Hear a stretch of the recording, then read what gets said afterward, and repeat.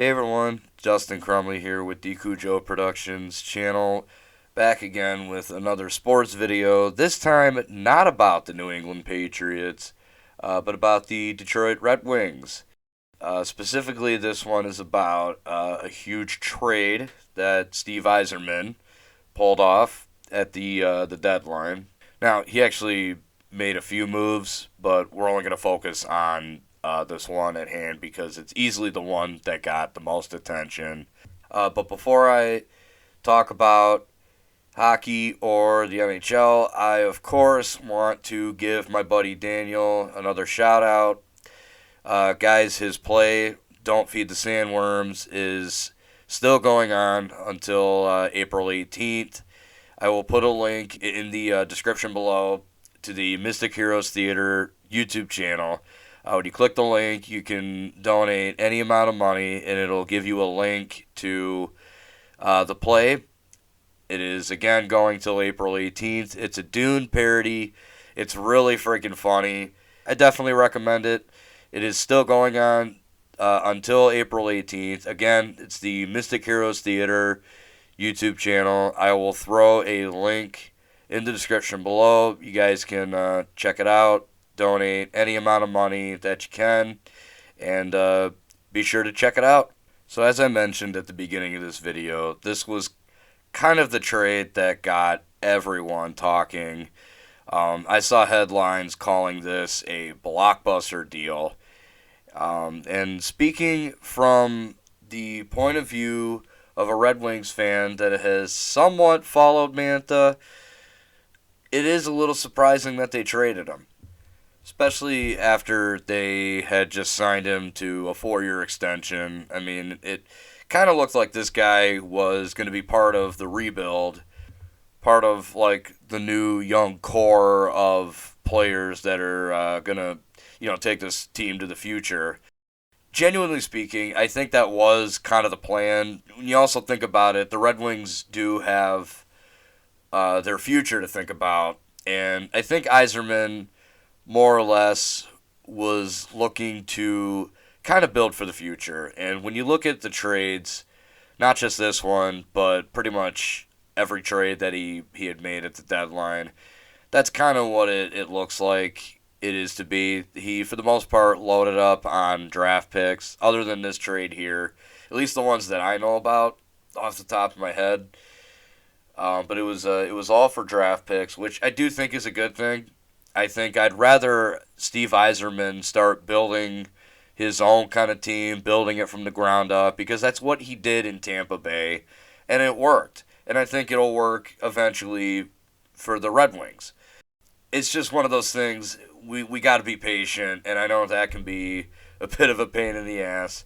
But anyway, let's talk about this trade in particular. So the Wings are sending Mantha to the Washington Capitals. And in exchange, the Red Wings are getting forward Jakub Vrana. I think I'm pronouncing that correctly. By the way, apologies in advance if I pronounce these names wrong. And then there's forward Richard Panik. They also get Washington's 2021 first-round pick for the 2021 NHL entry draft. And they get Washington's 2022 second-round pick for the 2022 NHL entry draft. So this is obviously a move that's built for the future, as I said like 1,000 times already. When you really look at it, now Yzerman's got 2 first-round picks to work with. So I think we can all agree that last year we got screwed by the lottery. We got robbed of that first pick overall. We ended up picking like 4th or some shit like that.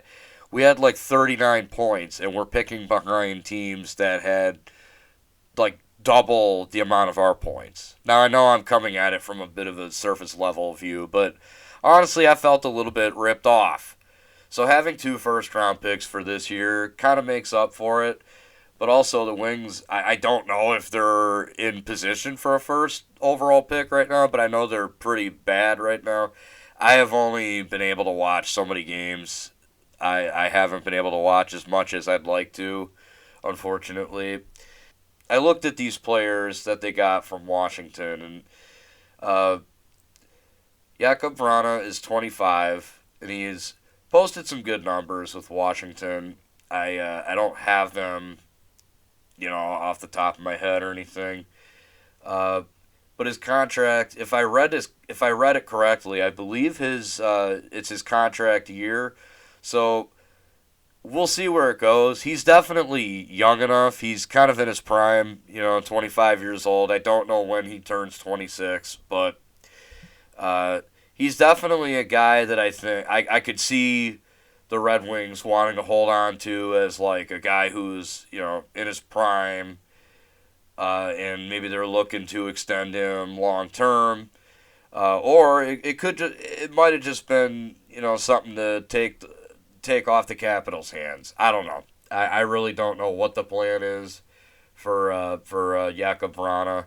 I'm again just basing all this on his age, and like I said, he has posted some pretty good numbers. So like I said, based on that, I could see Yzerman maybe wanting him for the rebuild. But again, we'll see. We'll see where it goes. I don't know for sure, but like I said, I do believe it is his contract year. So uh, that's pretty solid right there for Anthony Mantha alone. Richard Panik or Panic. I don't. Again, I'm probably pronouncing this way off. He's 30. Only posted maybe 120 goal season once in his career so far. So he's, more or less kind of like a depth player. And he is under contract all the way through the 2022-2023 season. So this is not just a rental. Like I said, I could see this being a more of like a depth player kind of thing, like a veteran leader, like a Daniel Alfredson kind of player. The last thing I want to talk about is Anthony Mantha. Now, again, I mentioned I was a little surprised that the Red Wings had traded him. Especially when you consider they just extended him to a 4-year extension. I personally, for sure, thought he was going to be part of the rebuild. We had, Dylan Larkin was named captain this year. I thought for sure that meant that Anthony Mantha was going to be part of the core, along with Dylan Larkin. But I think, and again, I think that might have been the initial plan. But Yzerman also kind of had to think about the future. And that might have been why he got Jakub Vrana. They get a guy who's relatively the same age, and I don't know what his numbers are compared to Mantha's. I haven't looked at Mantha's numbers.